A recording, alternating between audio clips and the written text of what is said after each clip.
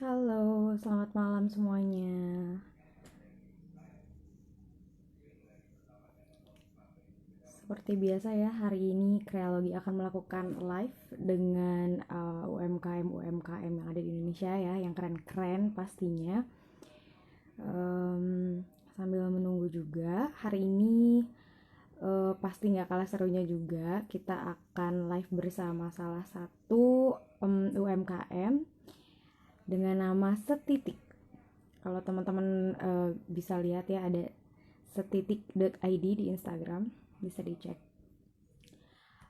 Sebelumnya mungkin teman-teman yang nonton live ini belum tahu ya, duanyam itu apa sih, kreologi itu apa gitu. Nah, mungkin di sini aku akan menjelaskan sedikit ya. Sebelumnya nama saya Hairunisa. Saya bekerja sebagai marketing administrative assistant di Duanyam dan juga kreologi. Untuk teman-teman yang belum tahu, Duanyam merupakan kewirausahaan sosial berbasis kerajinan tangan yang saat ini sudah bekerja bersama lebih dari 1.300 perempuan di seluruh Indonesia, terutama dari daerah terpencil seperti NTT, Papua, dan Kalimantan Selatan.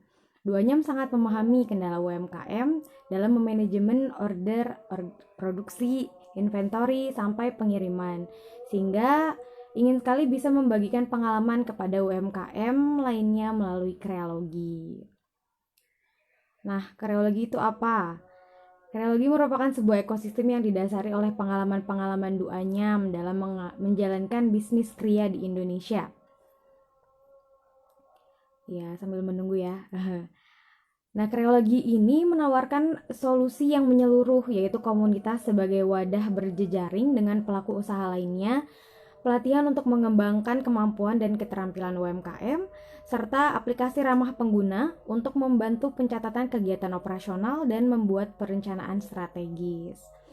Nah, untuk teman-teman yang mau bertanya lebih lanjut bisa nanti ya ditanyakan di comment section di bawah. Untuk kali ini kita akan live bersama Setitik ya. Nah, untuk topiknya adalah Setitik perkenalkan cagar budaya melalui motif batik. Nah, mungkin semuanya pastilah ya tahu batik itu apa. Nah, sekarang nih kita akan mewawancarai salah satu co-founder dari UMKM ya Setitik, yang dia ini punya batik yang sangat khas. Mau tahu seperti apa? Ditunggu di live kali ini.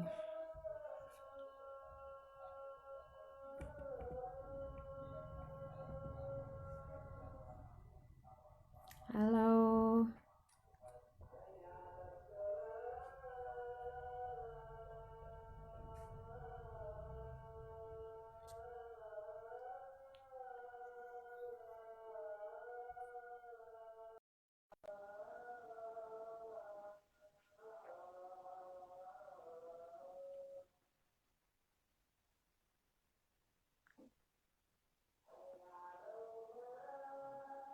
Untuk malam ini, ya, Kak Jessi sudah hadir.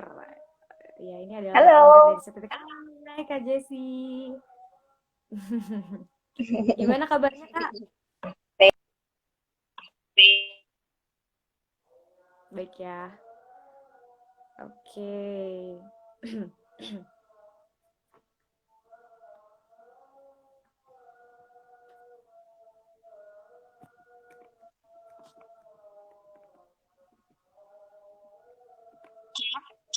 Halo Kak.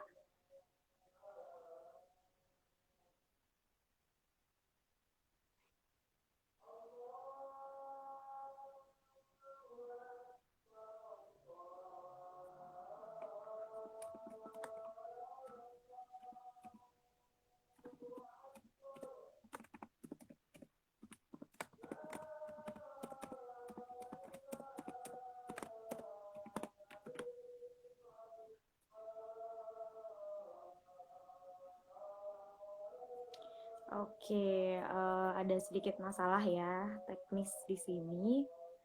Eh, Sambil kita tunggu. teman-teman bisa mempersiapkan ya, mungkin ada yang mau mencatat atau seperti apa, karena materi hari ini akan sangat menarik ya, utamanya value pada live kali ini benar-benar sangat banyak, jadi teman-teman stay tune. Oke.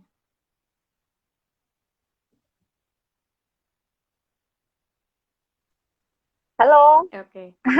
Halo Kak, halo. Sorry, udah koneksinya nggak? kayaknya ngeror tadi. Iya, nggak apa-apa Kak.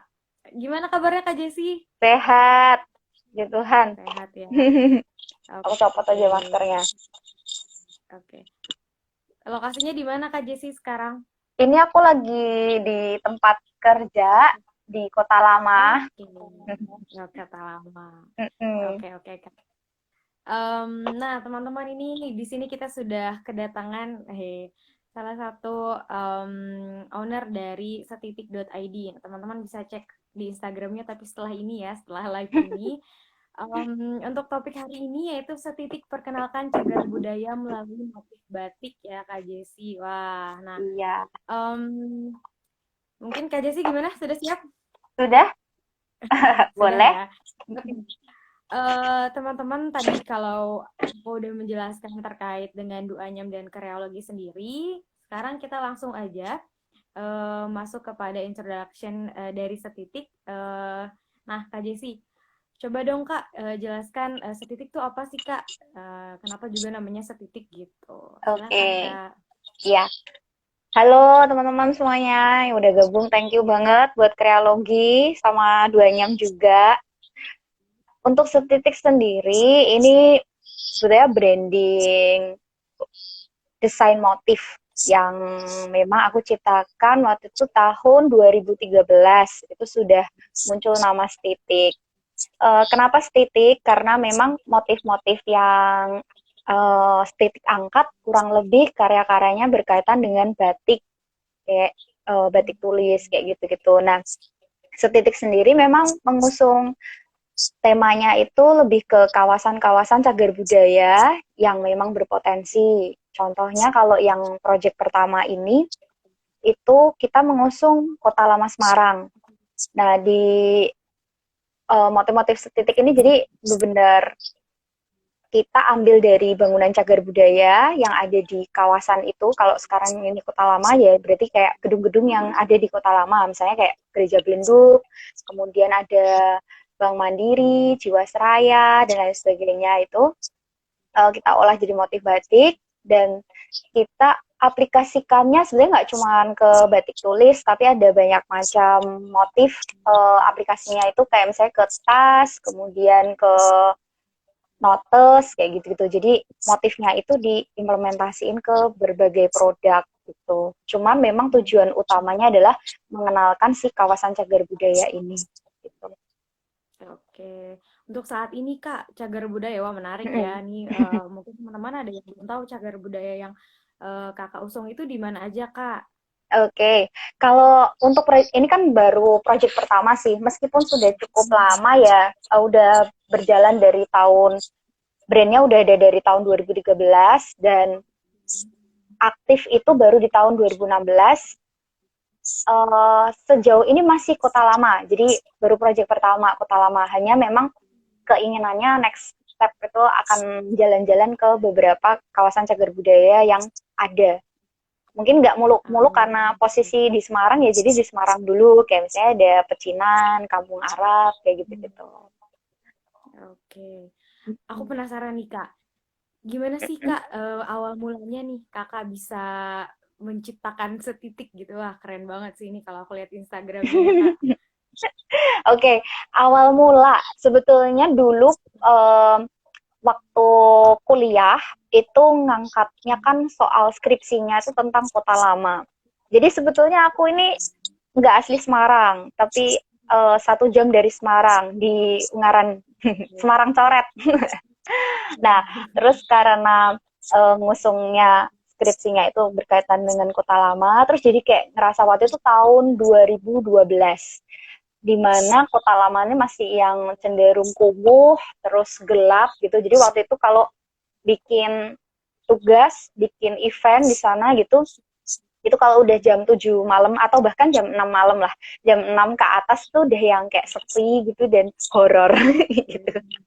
Nah, tapi dari situ justru karena sering ya, terus jadi kayak punya ketertarikan bahwa oh ini kawasan berpotensi banget sih, maksudnya untuk dikembangkan. Cuman kok realitanya keadaannya masih seperti itu.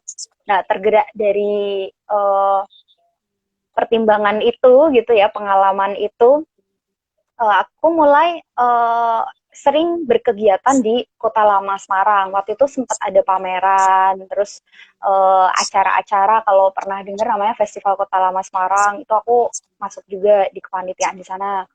Nah, terus waktu pameran yang awal mulai itu namanya retrospeksi, itu di tahun 2013, mulai nih menemukan kayak feel di mana oh ternyata kalau mendesain motif itu asik banget gitu. Nah, di situ akhirnya mulailah muncul si Setitik ini mulai muncul karena udah sempat aku tinggal juga ke Jakarta sebetulnya, tapi kok rasanya kok masih kepingin pulang dan pengen mengembangkan si kota lama, dan di samping itu masih kepingin ini apa, karena di tahun 2012 selepas dari kuliah itu sempat belajar batik di Kampung Batik Semarang kan.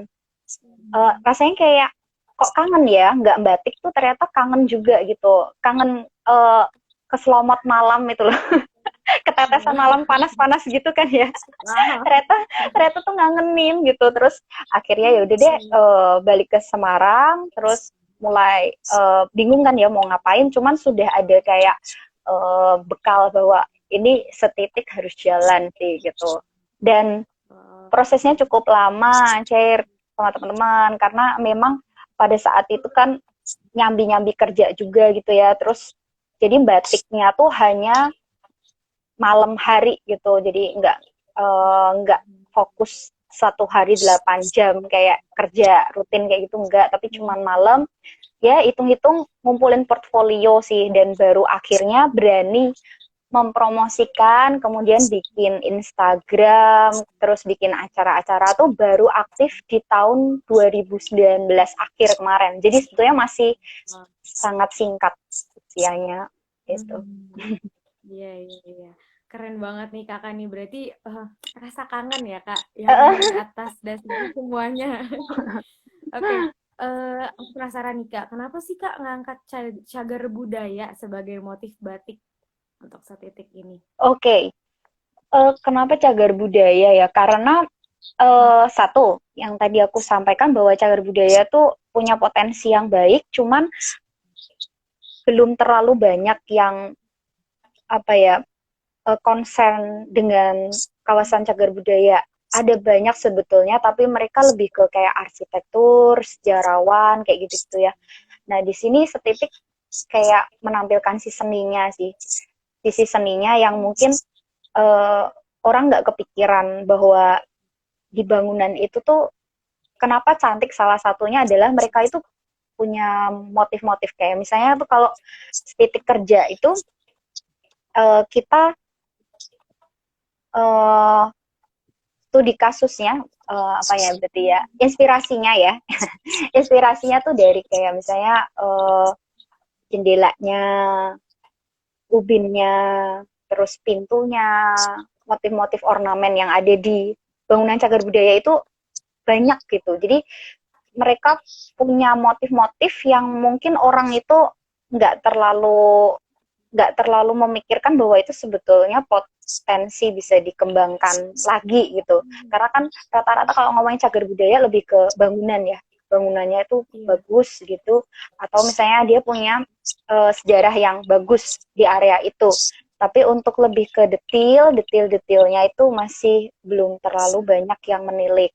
Nah, selain itu juga kenapa di cagar budaya? Karena sebetulnya aku nih tipikal orang yang cukup sosialis gitu, Cir. Jadi kalau misalnya berbisnis hanya untuk mencari duit tuh juga ya ada, tapi maksudnya nggak prioritas banget gitu ya. Lebih senang ketika bisa ketemu manusia-manusia gitu, ngobrol-ngobrol gitu.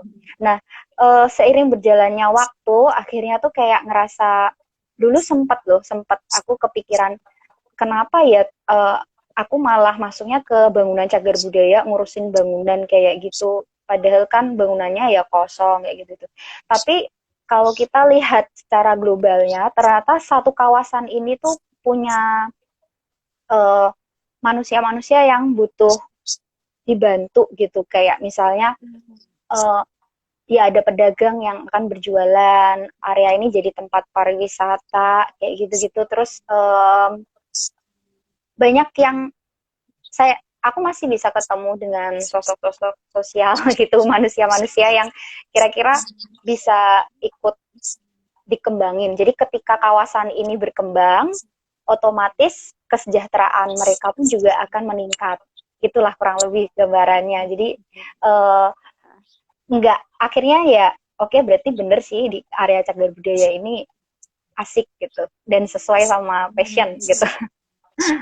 Banyak aspeknya ya kak ya yang Mm-mm, dilihat mm-mm, angkat mm-mm, budaya. Oke. Nah, sekarang nih kak, aku penasaran banget nih kak, karena kan wah keren-keren banget nih batik-batik yang ada di Setitik ya, mm-mm, mengangkat dari mm-mm. cagar budaya. Nah, menurut Kak Jessi, apa sih yang membedakan batik Setitik dengan batik yang lainnya? Oke, beda banget sih sebetulnya. Cair.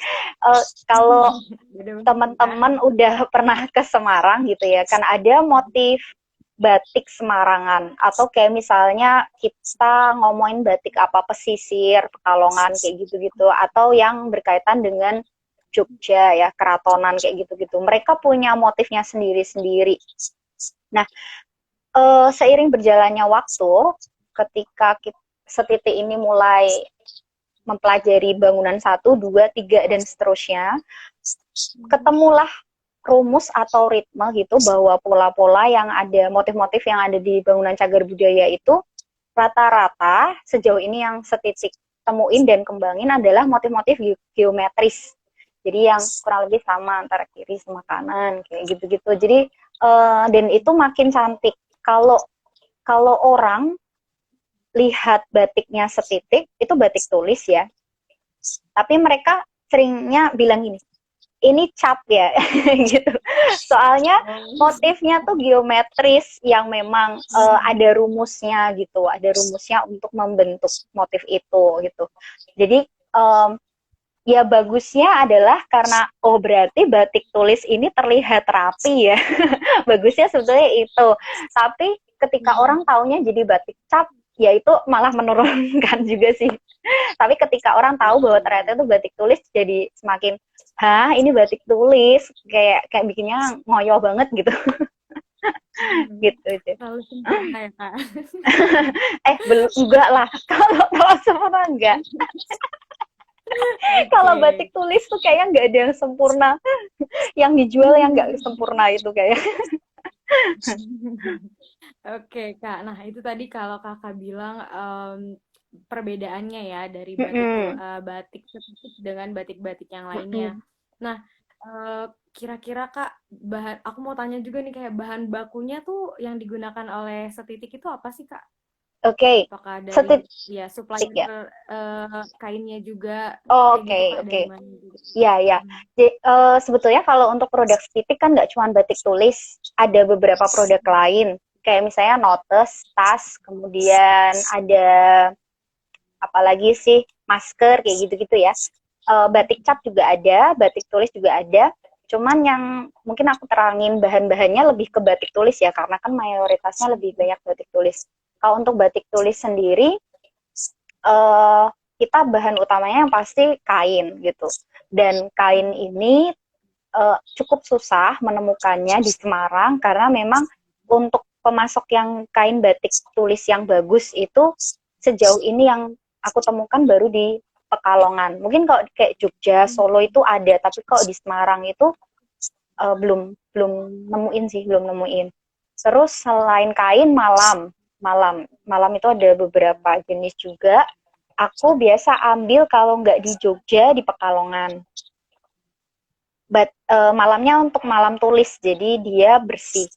Kalau kayak malam yang untuk ngeblok Jadi kayak untuk nebelin skala besar gitu, itu dia biasa kan lebih warnanya lebih kayak ke coklat tua gitu-gitu. Nah ini malamnya yang aku pakai malam tulis. Terus selain itu adalah pewarnaan. Pewarnaannya nih, jujur aku prosesnya nggak ngewarna sendiri gitu, karena aku menyadari bahwa ya ini kelemahannya Stitik gitu. Aku tinggal di kawasan perumahan gitu ya, dan belum tahu cara untuk mengelola limbahnya itu seperti apa. Jadi akhirnya untuk pewarnaan biasa aku minta bantuan dari teman-teman rekan bisnis, vendor yang lainnya gitu, sesama pengrajin batik. Antara di Kampung Batik Semarang, itu ada satu gitu namanya Bu Iin, atau di Pekalongan. Jadi kayak sadar diri aja sih, karena nggak mampu untuk mengelola limbahnya, akhirnya udah aku titipkan aja. Karena sejauh ini vendor-vendor yang rekanan bisnis dari Stitik itu pasti udah kayak dicek dulu sih, kita dia udah ngolah limbahnya bener atau enggak kayak gitu-gitu. Jadi jangan sampai nyemarin lingkungan gitu. Kalau kayak di perumahanku kan itu identik sama kawasan pemukiman, terus di depan juga ada sungai. Kayaknya cukup bahaya ketika memutuskan untuk mewarna sendiri. Itu. Okay. Wow. Keren banget ya Kak Jesi. Berarti Kak Jesi juga lihat dari segi lingkungannya ya Kak ya. Jadi Iya, apakah betul. ini udah bagus atau belum ya cara Mm-mm. pengelolaan limbahnya. Mm-mm. Oke. Nah, tentunya ya Kak ya. Tadi kan Kakak bilang nih, Kakak kangen kena lilin dan sebagainya macamnya gitu kan. Berarti wah ini untuk menghasilkan salah satu produk dari Setitik itu kan membutuhkan waktu yang cukup lama ya Kak. Berarti, nah Iya, aku iya mau betul. diceritain proses produksinya dari Setitik Oke. ini Kak. Ya, ya. Eh, Batik tulis ya, yang aku ceritain lagi gitu. Iya, Untuk iya. pertama, pasti observasi ke kawasan cagar budayanya. Contoh Kota Lama. Let's say kita sebut yang cukup familiar di Kota Lama adalah Gereja Belenduk gitu ya. Aku akan survei keliling di Gereja Belenduk, foto-foto gitu, sudut-sudut, terus pilar, macam-macam lah ya. Kayak misalnya ada tuh orgel juga, tangga juga, dan motifnya tuh banyak beragam banget. Nah itu dari situ aku foto, kumpulin, terus mulai masuk ke coret-coret untuk nemuin motif apa yang kira-kira bisa diolah. Terus setelah udah ketemu motif, nanti baru motifnya itu kita olah lagi untuk bisa masuk di satu kain besar. Kalau setitik biasanya itu batiknya di kayak ukuran kain jarik sih, jadi 225 cm kali 115 cm. Lebarnya selalu 115 cm gitu. Nah, nanti disusun di kainnya itu, kita bikin polanya dulu kayak biasa pakai kertas minyak gitu, yang bisa depan belakang tembus gitu ya. Terus kalau sudah kita capkan, kita blat di kain. Jadi baru proses ngegambar di kainnya itu. Setelah udah selesai semuanya itu satu kain besar yang udah, baru mulai proses canting. Mulai proses canting tuh ada beberapa tahap juga, yang kalau ngecanting itu mulai dari yang canting utama, jadi kayak bikin garis-garisnya gambarnya. Terus setelah itu isen. Isen tuh jadi kalau kayak misalnya kita bilang bunga gitu ya. Bunga ini gambar utamanya. Tapi di setiap kelopaknya ini kan sebetulnya ada kayak garis-garisnya, atau misalnya kayak putiknya kayak gitu-gitu. Di dalam putik juga masih ada titik-titik-titiknya kayak gitu. Nah itu isennya kurang lebih. Nah terus baru nanti kita lihat yang perlu dimblok supaya bisa memunculkan main warnanya itu mana aja. Kalau udah selesai. Biasa kalau untuk nyanting sendiri, karena setitik ini masih yang ngerjain juga masih aku sendiri, jadi kurang lebih itu paling cepat aku bikin 2 bulan. Tapi sebetulnya ketika aku pure benar kerja nyanting gitu ya, misalnya batik itu mungkin 2 minggu bisa selesai gitu. Nah terus setelah udah ngecanting, baru masuk ke pewarnaan. Nah, kalau untuk setitik sendiri, ngewarnanya itu ambil konsepnya dari sejarah ini, batik tiga negeri. Jadi sempat baca artikel soal batik tiga negeri, meskipun setelah bertanya ke kota-kotanya masing-masing itu, ada yang masih meyakini sejarah itu, tapi ada juga yang bilang bahwa itu sejarah hanya gosip belaka kayak gitu. Cuman aku menghargai dari sejarah ini yang tercetuskan. Batik tiga negeri itu ada 3 daerah, jadi satu Lasem, 2 Solo, ketiga Pekalongan, dan masing-masing ini punya warna khusus. Jadi kalau ngomong batik tiga negeri, berarti akan ada 3 warna itu, dan proses ngewarnanya adalah kalau warna merah, berarti dia pergi ke Lasem, terus setelah dari Lasem mau cari warna coklat, berarti dia ke Solo gitu, warna coklat soga, terus dia mau dapat biru ke Pekalongan gitu, dan itu ada urutannya. Dan setitik sejauh ini sih ngangkat itu, jadi ada warnanya cuma ada 3, coklat, oranye ke coklat gitu karena warna soga ya, terus sama biru dan merah, merahnya merah ati gitu. Nah kalau udah ngewarna selesai udah tinggal dilorot terus selesai itu, jadi satu kain. Panjang ya. Panjang. Wah, 2 bulan ya Kak. Itu juga dua Iya, bulan karena ya Kakak tidak sepenuhnya bekerja untuk setitik ya iya, gitu. iya, soalnya Wah. masih ada kerjaan lain. Oke.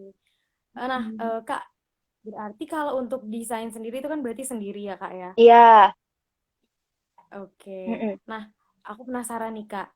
Jadi dalam menemukan desain di setitik ini sendiri, ini lebih memprioritaskan desain dulu atau pasar dulu Kak? Dan kenapa? Oke. Jujur awal itu desain dulu karena memang kan mau ngangkat si cagar budayanya ya. Jadi pasar justru terbentuknya itu setelah ya di tahun-tahun 2019-2020 ini mulai kelihatan bahwa siapa yang berminat dengan motif-motif yang semacam ini gitu. Sejujurnya yang mengagumi sejauh ini sih cukup banyak ya, dari testimoni gitu, yang mengagumin cukup banyak. Uh, tapi kalau untuk sampai ngomong ke pembelian, itu memang orang-orang tertentu yang rata-rata mereka menghargai yang namanya sejarah, kemudian mereka mungkin lagi berwisata ke Semarang, kayak gitu-gitu. Terus siapa lagi ya, kurang lebih kayak uh, anak muda yang sekarang ini tuh lagi kayak seneng sama hal-hal yang berkaitan batik, sejarah kayak gitu, berkaitan dengan budaya. Kan kayaknya belakangan lagi marak lagi ya, jadi anak muda lebih banyak yang interest sama produk estetik kayak gitu. Terus uh, tadi berkaitan sama, ya sih paling itu sih, Chef. Oke, ya berarti desain dulu ya Kak ya. Iya, desain dulu. Lebih ke Memang desain. desain dulu, baru si ininya apa, ketemu pasarnya. Karena memang awal kan Oke. ibaratnya kayak aku bertapa dulu toh, dari tahun 2013 sampai 2016 tuh aktif ya. 2016 sampai 2019 kan berarti ada 3 tahun tuh kayak bertapa Iya. ngerjain di rumah gitu. Oh, iya, iya. Jadi desain Wah, dulu. keren banget nih. Oke, Kak Jati. Nah, tadi ya Kakak bilang kalau misalnya akhir-akhir ini pun dari apa dari anak muda gitu ya, mulai banyak nih yang Mm-mm. mengagumi daripada motif-motif yang ada di setitik ya, produk-produk Mm-mm. yang ada di setitik. Nah, untuk setitik sendiri strategi pemasarannya seperti apa Kak selama ini gitu? Oke, Mungkin bisa dijelaskan. belum terlalu banyak, Ter. Jadi memang masih terbatas gitu. Hanya memang untuk pemasaran yang pasti itu awal tuh di IG, Instagram yang paling update gitu. Terus baru mulai masuk ke marketplace. Terus beberapa juga kita titipin secara offline. Nitipinnya juga ke toko-toko yang berkaitan dengan produknya Stiti, kayak contoh di Kota Lama atau di toko-toko Semarang yang uh, mereka ada berkaitan dengan sejarah budaya kayak gitu. Jadi ada toko Un, Teko Deko, Itu yang aku titipin untuk produk-produknya Stitik gitu. Terus selain itu juga bikin event ada kelas batik bareng Stitik itu kita bekerja sama juga dengan beberapa penyelenggara workshop di Semarang, kayak contoh ada workshop Semarang, Luang In, kayak gitu-gitu, untuk bikin kelas ngajarin siapapun yang mau ikut dan mau belajar batik. Karena setelah aku beberapa kali bikin kelas itu baru kayak tersadar juga sih bahwa mungkin orang itu pingin ya belajar batik, tapi sejauh ini kan ketika harus belajar batik, mereka harus pergi kayak ke kampung batik, atau misalnya uh, harus ke pengrajin batik, terus duduk lama gitu untuk ngerjain kainnya dia, kayak gitu-gitu. Prosesnya panjang dan lama gitu. Nah, Setitik ini mencoba untuk bikin event, bikin kelas yang kurang lebih 2-3 jam selesai, pulang udah bawa kain gitu. Dan ternyata bener, yang berminat ya si anak muda itu lebih banyak daripada, ada yang orang tua gitu, kayak misalnya di atas 50 tahun ke atas tuh ada juga yang mau belajar itu, mungkin karena mendekati masa pensiun ya, terus mereka cari kesibukan kayak gitu-gitu. Dan ada juga yang peserta kecil-kecil, jadi anak-anak kecil usia TK atau SD, sorry, SD itu ada ya, SD kelas 2 itu ada yang ikut juga. Jadi ketika batik ini dibawanya nggak terlalu berat, terus dibawa ke kafe gitu ya untuk belajar di sana dan waktunya singkat gitu, ternyata semuanya juga bisa, itu kayaknya menjadi daya tarik khusus gitu. Itu. Iya, iya, iya. Wah, keren banget nih. Kakak mungkin ke depannya ada planning mau mengadakan pameran atau workshop gitu dari Setitik. Iya, jadi Setitik itu sebetulnya kan dari, tadi aku cerita 2016, dari tahun 2016 itu Setitik udah punya plan, teman-teman semuanya. Jadi ada target yang memang aku harus penuhin gitu. 2016, 17, 18, 19 tengah itu memang targetnya adalah produksi. Dan sekarang ini sudah masuk 9 bangunan di Kota Lama itu ada udah ada motifnya gitu. Nah, terus di tahun 2019 ke 20 itu memang targetnya adalah woro-woro si Titik ini ke publik gitu. Ya, salah satunya dengan yang acara kelasnya itu, terus Instagramnya udah lebih aktif lagi, kayak gitu-gitu. Terus di tahun 2020, di tahun ini, itu sebetulnya ada plan cukup besar dari Titik yang mau diadain, tapi sayang sekali kan karena kondisi pandemi ya, jadi harus ditunda dulu. Pinginnya pameran, karena memang motif-motif Kota Lama ini belum banyak yang tahu gitu. Dan masih sangat baru kalau di Kota Semarang ini kan motif kayak gini gitu. Jadi saya pengen pameran. Nah, dari pameran itu kepingin juga bikin kelasnya cukup terbuka untuk orang-orang yang ada di Kota Lama, orang-orang yang kayak misalnya anak jalanan, atau misalnya kayak gelandangan, atau tukang becak, atau yang ibu-ibu nganggur gitu lah ya, kalau di Kota Lama tuh sebenarnya cukup banyak juga. Kayaknya ngundang-undang mereka untuk bisa mengenal si batik ini. Dan kalau bisa di tahun depan 2021 tuh udah mulai lebih fokus lagi untuk ngembangin Titik itu, tapi bersama mereka ini yang memang akhirnya punya hati dan punya minat dengan batik gitu. Karena kan aku yakin juga diajarin, ada yang nyantol, ada yang nggak nyantol, ada yang seneng, ada yang nggak seneng. Jadi butuh proses sih ya, makanya cukup waktunya di spare cukup lama untuk menemukan siapa yang kira-kira dia berminat, dan akhirnya bisa ngembangin si motif Kota Lamanya untuk mereka itu mandiri gitu. Cer. Baru kalau menarik sih, Kak. Menarik banget.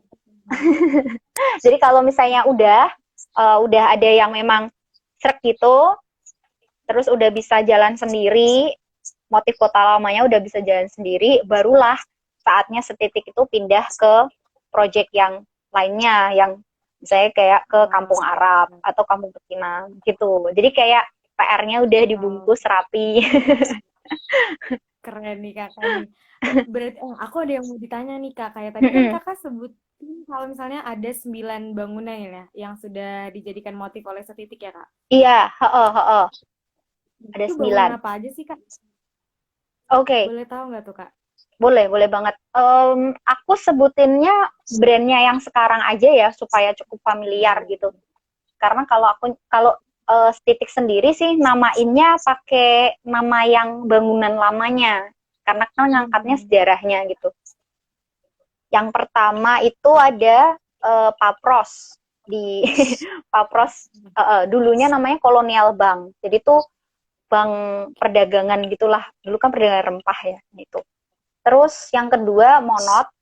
Sekarang juga Monot itu udah aktif dengan nama Monot. Jadi bagus itu dan revitalisasinya Hmm. bagus.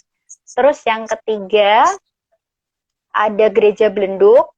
Sejauh ini Gereja Belenduk yang paling cukup sering diproduksi karena mungkin karena dia adalah tetenger utamanya Kota Lama, ikon utamanya Kota Lama dan bahkan Semarang gitu. Jadi peminatnya banyak untuk Gereja Belenduk. Terus yang keempat Bank Mandiri Imputan Tular. Terus kelima Hmm. ada Jiwasraya, Sparbank, terus ada Asuransi Bintang, Marabunta, sama satu lagi belum aku sebutin, belum berani karena ini Hmm. masih proses, jadi ini masih dirahasiakan. Penasaran semuanya bisa langsung ke setitik ya. Stay Ya, tune di setitik. asik. Oke, itu ya Kak tadi ya untuk motif-motifnya yang berdasarkan dari 9 bangunan ya yang sudah didevelop sejauh ini. Nah, Kak dari 2013 ya Kak ya setitik. Iya, brandnya, cuman Iya. aktif produksinya Hmm. 2016. Oke, selama ini Kak yang jelas pasti ada kendala kan ya Kak. Nah, Mm-mm. coba dong Kak sharing ke kita Kak kendalanya apa aja sih selama Iya, mendevelop setitik ini. mm-mm. Kendalanya sih banyak ya. Yang pertama sih dari mulai prosesnya sendiri yang cukup lama, kadang kayak agak kerenggosan juga untuk bikin bikin satu kain itu, aduh lama banget kayak gitu gitu. makanya Hmm. makanya agak bersabar dan yang pasti sih harus on track sama target itu sih. Jadi kayak udah ada harapan ya ini memang harus diselesaikan karena targetnya kan besok ini kayak gitu gitu. Itu prosesnya. Terus yang kedua soal ngewarna tadi yang aku sampein. Jadi belum bisa mandiri si titik ini, belum bisa produksi ngewarna sendiri. Terus yang ketiga untuk mencari market, jadi mencari pelanggan, customer kayak gitu-gitu, itu cukup susah juga karena kan kita nggak punya gerai. Ada beberapa yang tanya tokonya di mana gitu. Tapi ya mau nggak mau aku harus jujur kan ngomong kalau memang ini baru online gitu. Itu pasarnya tuh waktu awal-awal tuh belum kebentuk sama sekali. Mereka mungkin kayak like gitu ya, seneng gitu. Terus ada yang tanya nawar gitu. Tapi belum sampai ke pembelian gitu. Nah, terus Hmm. mulailah ketika memang portfolio itu udah terkumpul cukup banyak, terus juga bikin beberapa produk yang beragam, nggak cuma batik tulis, jadi yang ramah kantong juga, mulailah itu bisa ketemu orang, gue bisa ketemu si pembelinya gitu. Terus ada lagi apa ya? Oh ya, corona ini ya, Cer. Mungkin semuanya ngerasain ya, semua ngerasain Oke. pandemi ini. Jadi kalau corona ini titik terdampaknya adalah rekanan bisnis yang tempat ngewarna itu tutup gitu. Jadi sempat terpending dari plan yang seharusnya gitu. Terus tapi ya selalu ada hikmah lah ya di balik ini gitu. Jadi justru malah di masa corona ini akhirnya titik bisa mikir lebih kreatif gitu, menciptakan produk-produk baru kayak gitu. Hmm, iya, Itu iya, iya. kurang lebih kendalanya itu, Oke. Cer. Itu tadi untuk kendala ya Kak ya. Nah, berarti Kak, tapi kalau untuk kendala dalam misalnya Kakak cari inspirasi untuk buat motif baru dari bangunan baru itu kakak nggak terkendala kan ya kak? Atau gimana tuh kak? Oh, sempat terkendala karena seharusnya target tahun ini ketemu 10 bangunan. Kamu mengingatkanku Oke. akan kendala itu. Belum aku sebutin. Eh, jadi ada, karena ini kawasan cagar budaya, kawasan pariwisata, kan sudah ada kayak mapping gitu, mana yang akan aku kerjakan, mana yang aku kerjakan gitu. Harusnya ada 10.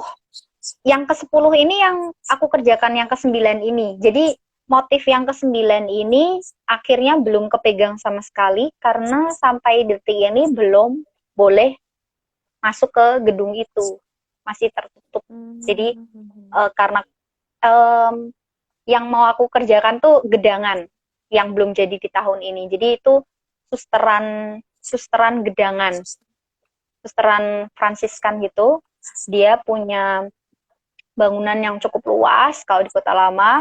Terus juga ada kapelnya, motifnya tuh udah keren-keren, udah siap mau dibikin. Tapi untuk observasi ke sana belum boleh, jadi ya sudah dipending dulu. Oke. Iya, Itu ya kak ya. Jadi kendala berkunjung. iya kendala berkunjung. Oke, itu tadi ya Kak untuk kendalanya. Mungkin untuk pertanyaan dari aku sih cukup. Mungkin dari teman-teman yang menonton live ini ada pertanyaan. Kita tunggu ya Kak nih. Tadi ada pertanyaan sih terkait dengan. Nah, ini Ya, aku pin ya mana nih? Kak. Dari Ingmadio Kusuman. Waktu generate motifnya gitu, biar simetris dan kelihatan sama desainnya, pertama pakai digital dulu apa full gambar tangan, Kak, katanya. Oke. Awal yang pasti gambar tangan dulu, nggak bisa langsung digital. Gambar tangan dulu, terus dari motif yang ada di bangunan digambar manual, persis dulu, persis dulu. Setelah persis, mulai diolah-olah, ditarik garis geometris kayak gitu, kira-kira bisa pencerminan motifnya kayak gimana gimana gimana. Ketemu nanti satu motif yang terinspirasi di motif itu, terus baru mulai menata. Nah, menatanya nih kalau orat-orat biasa kayak pakai rumus gitu. Motif ini bagusnya di sini. Nanti yang di sini di tengahnya tuh dikasih motif yang apa kayak gitu. Jadi orat-orat dulu. Setelah udah Hmm. ketemu rumus, udah yakin sama ini motifnya oke, okay, baru masuk ke digital. Jadi kayak di tracing gitu, baru di trace, terus um, mulailah menata, terus dicetak, terus baru kita blend di kainnya gitu. Jadi kan Oke. motifnya tuh biasa paling paling besar itu sekitar 1 meter karena nggak sampai 1 meter, sorry, 50 cm lah, 50 kali 50 cm itu paling besarnya karena kan ketika masuk ke kain itu udah kayak repetisi gitu, berulang gitu dari motif yang itu. Iya, iya, iya. Hmm. Oke, berarti memang digambar terlebih dahulu ya, Kak ya. Manual dulu, heeh, heeh. Hmm. Oke. Nah, itu tadi ya teman-teman untuk apakah digital dulu atau motif dulu atau manual Iya. dulu gitu ya. Nah, ada lagi nih Kak pertanyaan, cuman aku nggak bisa reach ke atas. Intinya pertanyaannya adalah Heeh. kalau misalnya motifnya seperti itu pasarnya di mana ya Kak banyaknya gitu tadi. Oh, maksudnya peminatnya ya, lebih ke peminat ya. Iya gitu Kak. Ya. Sejauh ini sih anak muda sih yang, karena batiknya kan kayak batik, cenderung batik modern ya, nggak yang identik dengan floral atau misalnya kayak binatang atau kayak motif-motif keraton kayak gitu-gitu. Cukup agak beda sih.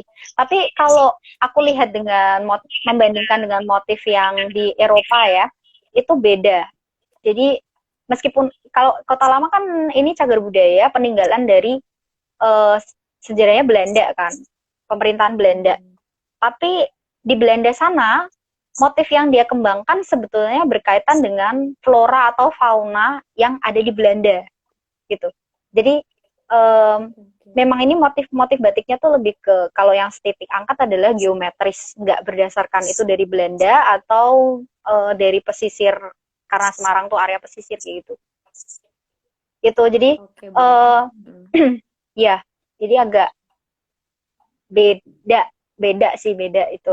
Terus pasarnya ya ketemunya anak muda itu, terus ada beberapa juga orang tua yang karena dia kayak kepingin oleh-oleh sih lebih tepatnya ya, karena kan ini area wisata, terus orang kalau saya udah berwisata pengen bawa oleh-oleh, kebetulan Stitik menyajikan produknya dan plus sejarahnya gitu. Kalau beli produknya Stitik otomatis ada sejarahnya, karena kan memang tujuan utamanya untuk kenalin di kota lamanya gitu.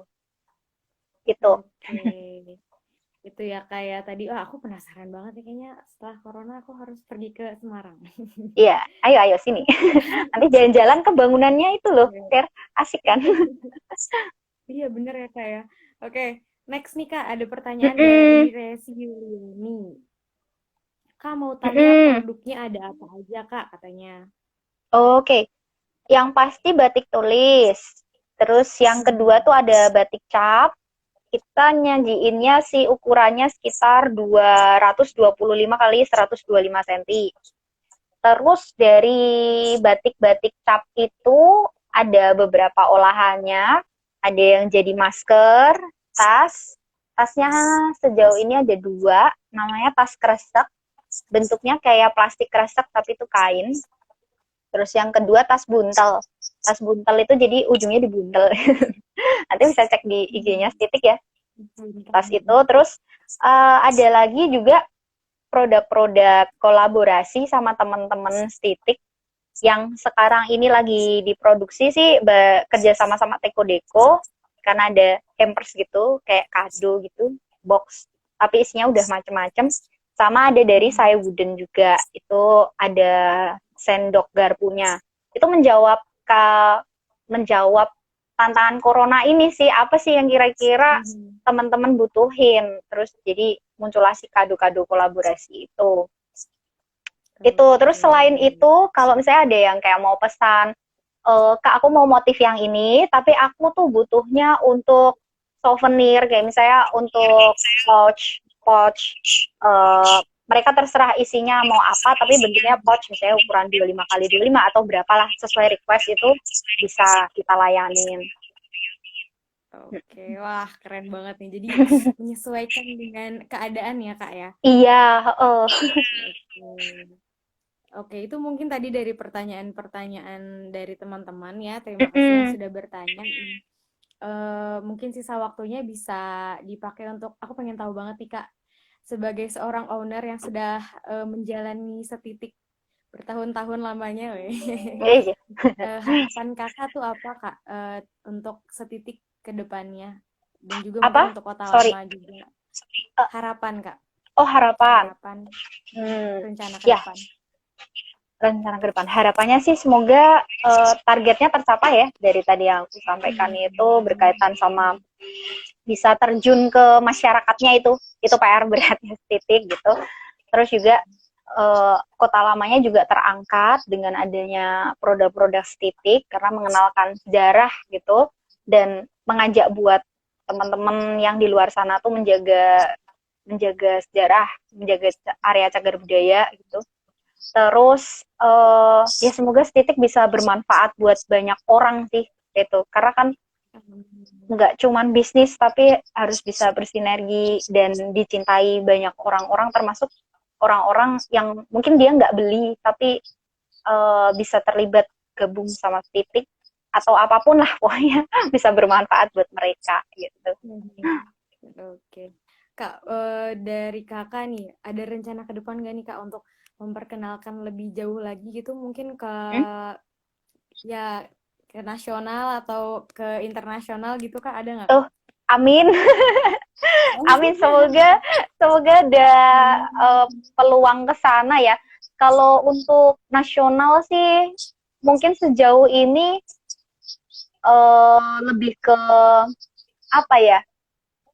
Belum ada tawaran secara nasional sih, tapi kalau yang internasional itu sebetulnya sempat dapat tawaran dari Kementerian Luar Negeri gitu untuk pameran. Cuman kan ya ini corona kan masih nggak bisa ke sana-sana, dan lagi juga produk-produk kita belum banyak, jadi masih prosesnya mungkin masih cukup panjang, tapi semoga kesempatan itu bisa bisa datang gitu. Itu sih. Amin. Keren banget sih Kak, apalagi Kakak ini tadi bilang ya kalau misalnya ini akan dibungkus kalau semuanya sudah selesai, semuanya mau belajar, jadi setitik ini akan diserahkan kepada kota lama itu sendiri ya Iya, Kak ya. iya. Keren banget sih. eh itu tadi untuk dari pertanyaannya Kak. Mungkin ada lagi dari Kak Jessi untuk apa ya, closing statement mungkin dari live hari ini. Oke.